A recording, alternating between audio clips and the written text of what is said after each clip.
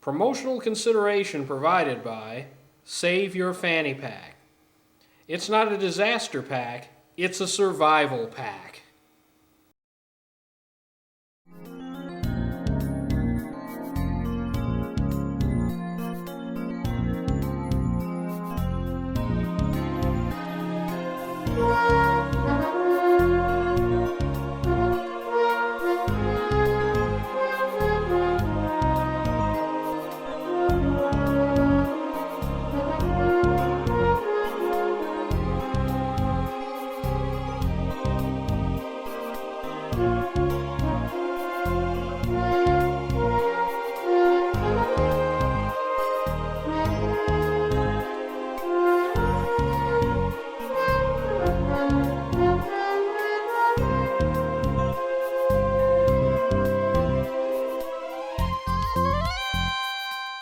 Welcome back to Newswire LA. I'm your host, Chen Thomasangsi.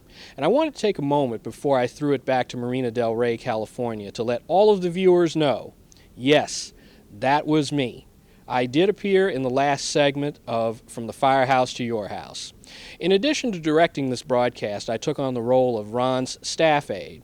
So that means I was left with all the heavy lifting, so Ron could be free to take Linda around and show her what was going on in her house. I'm waiting for my thank you, Ron.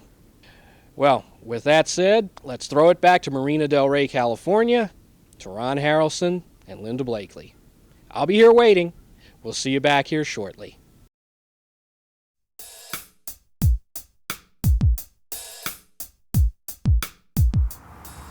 Having held the position of public information officer here in such a large department here in Southern California, once again approximately 5 years, the LA media and the media from all over the world can be very, very demanding.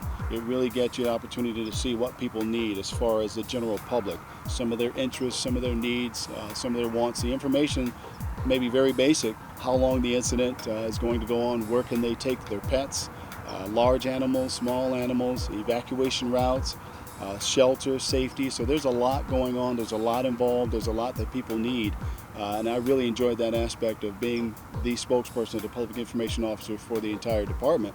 Having done that, I took a look at what I did as far as being the information officer and felt the need to really do more, because I mean, I think about after the incident, where people go, they're being displaced from their homes, the Red Cross is involved, other agencies, and I really felt like there's got to be more that we can do, even though we do a lot when the bell goes off. What can we do before the bell goes off? How can we empower and educate the general public so maybe we can avoid some of the losses as far as injuries and fires and some of the things that happen? So I wanted to get to them beforehand. I wanted to be proactive instead of reactive. As we entered Linda's house, I did notice right away that it was numerous stairs inside. It's like a tri-level. Stairs can always be challenging, even if you're in good shape and in good health. But knowing that Linda did have some limitations as far as her knee injuries, I knew that was going to be a challenge for her. So I knew that we needed to really kind of tailor something and really make it clear and hit home the importance of her being able to quickly get out in the event of emergency from any level, from all levels. In dealing with homes or units that have stairs, my advice to the elderly and anyone is to definitely be careful, because the tripping hazards, if we have kids that are involved, anything on the stairs, you want to make sure that that's clear so that once again it doesn't create a tripping hazard for you. If you have extra lighting to illuminate that in the event of a fire or your power goes out, sometimes there's little night lights or some things that you can do that will help you out. So for the elderly, we definitely want to make sure that they're comfortable as possible, going up and down those stairs. So we want to try to empower them and give them some of the things that they need to help them out. Let's take a look in the living room. Looks very clean, very nice. Okay. I noticed you're looking at the fireplace. You the know gas. I can't help it. I can't help it. What? There's a gas. There's a gas operated. Okay. Yeah, I see the pilot light. Yeah, I know. Which is great. But I think my dogs actually bark at it. Do they? Yeah. That's fine. The only thing with that, like I said, you want to make sure that pilot light is lit so it's not giving off any gases. The gas company will come out and inspect, periodically or annually, all of your appliances. And that's something you might want to do. Oh, I never think of doing that either. Yeah, they'll come out and inspect it. They'll use a gas tracker meter just to make sure there's no leaks. Okay. Check all your plumbing, make sure all that's good. And then you wouldn't have to worry about that. Check your pilots and all your stoves or anything like that, your water heaters. Yeah, because all those are, even though they're small flames and they're pilots, they're still a source of ignition. So in every room, we want to make sure we got room to get out. We want to be aware of any tripping hazards like we talked about, because that's always a big deal, especially in an emergency. Yeah, you think you know your place until it's dark, or there's smoke, or you're in a panic and you're trying to run out. Then all of a sudden, that rug on the floor, or a box, or a suitcase becomes a tripping hazard because you're in a panic or you're a little excited.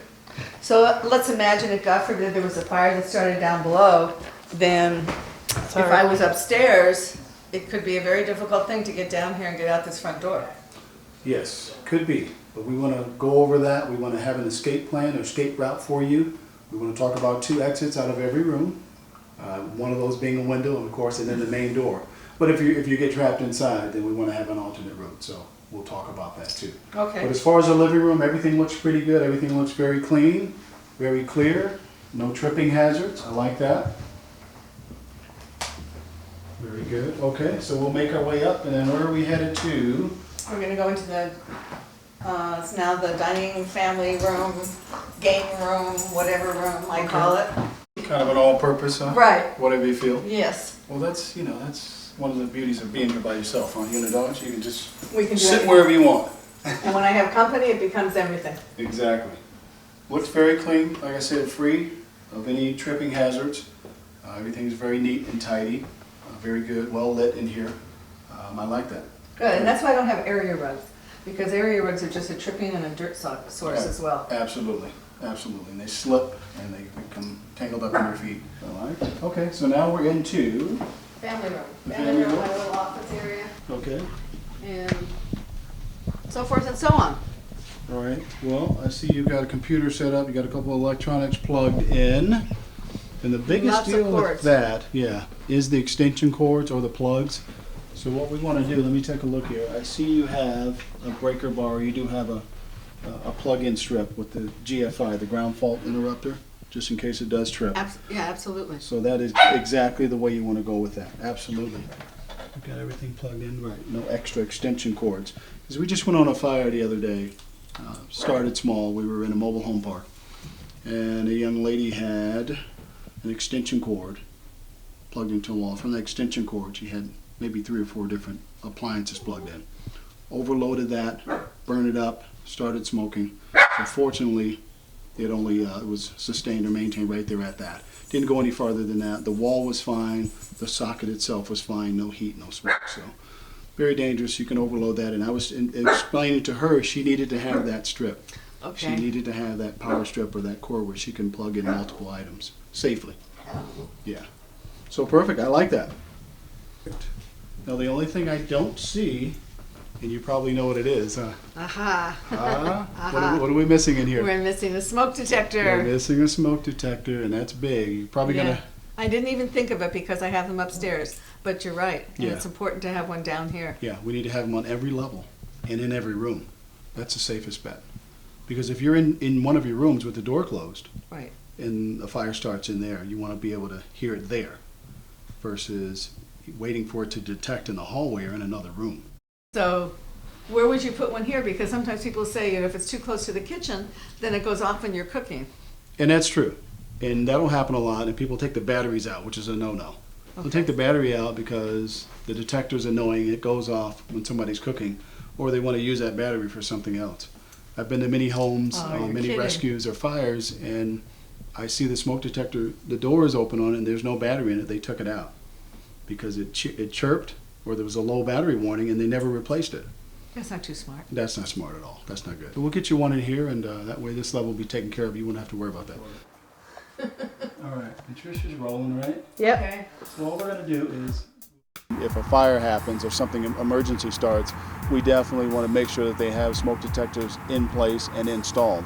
So we did that with Linda. We installed one just right offside the kitchen area right there that transitioned into the living room area, a little dining room area also.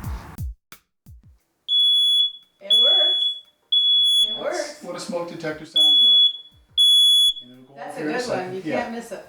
Nice and piercing and loud. So we'll go ahead and put it right on here like so. And we'll lock it in. I have the safest house on the block, probably. And you're good. Thank you. You're welcome. That was I can't it. believe it. There we go. Well, yeah. So from there. I mean, So we're in the kitchen. definitely. Is my favorite part of the room because I get to eat, but maybe not here. Not Do you today, cook? right? Yeah, I cook. Oh, It's good. Firehouse, we cook. We do a You lot of have to cooking. cook. A lot of cooking, a lot of eating, a lot of power eating. Power eating. So in the kitchen, as we talked about earlier, some of the considerations or some of the hazards that we need to address would be cooking, of course. Everybody likes to cook, and when you're cooking, there's some things we need to be aware of. Okay. For one, the simple pot handle. Sometimes we got our pot handles are out when we're cooking, but we get distracted. So we're on the phone or the phone rings, and you might have family over, grandkids or something like that, small kids, and that's a great chance for them to accidentally pull that, okay? So we don't want that. So that's a step number one. We'll put that right inside, out of the way.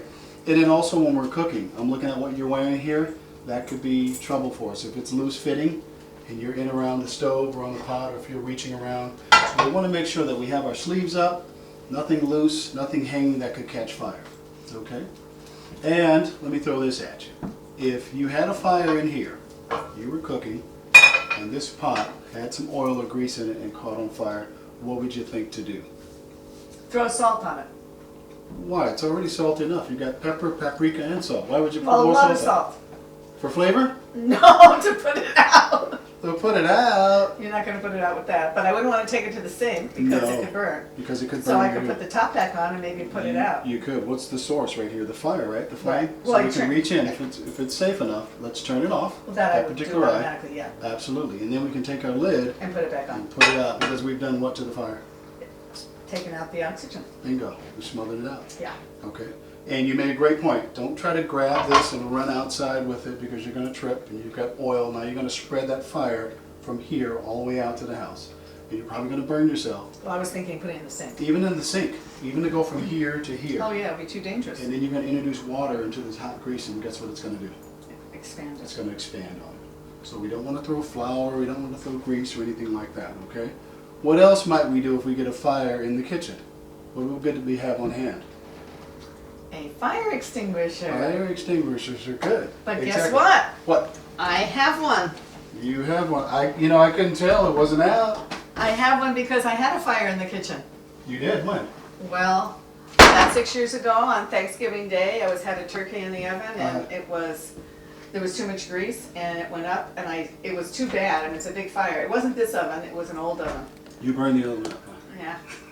The fire department said I could just clean it up, but I didn't like that, so I got a new oven. So what happened? What'd you do? You Then grabbed your afterwards, trusty no, I extinguisher? didn't have one then. Ah, I grabbed the phone and called 911. perfect. And they were here within 5 minutes and they put out the fire and there was actually huge fans in the living room and all the way through. To blow the smoke out.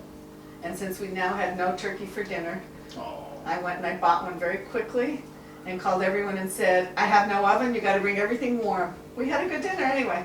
Okay, No good. big deal. Nobody Now, I was like hurt. that you have an extinguisher. It was a little hidden. What if you had visitors over? We need to keep it in view. And we need to keep it in view somewhere where we can see it, okay? It becomes a new decorating Yeah, tool. exactly. Because only you know what's under there, right? And if something's burning really fast, it would be hard for a visitor or your family members to go, where is it? Yeah, so if it's here and they can see it, then they can grab it. Anybody could grab it if they happen to see it. I've never used one, so I'm not quite sure how it works. Well, that's great. That's great that we have it here and I can show you exactly how to use it. Okay. Okay, so we've I'm up got for it. the We experience. had a small fire. We grabbed our extinguisher, and then let's just remember the acronym PASS. P-A-S-S. Okay, and let's grab it, and that's to pull the ring here, right? P is for pass, pull. Pull. A, aim it at whatever we're trying to put out, and for this it would be that, the stove, right? Okay. And the S, first S, would be squeeze. You can Okay. actually squeeze Squeeze. the lever here. And then the second S would be for sweep, and it's going to be in a sweeping motion. So if that was burning right here, right, we would pull, aim, squeeze, and sweep. Pull, aim, squeeze, and sweep. Pass. Pass. Simple. You got it.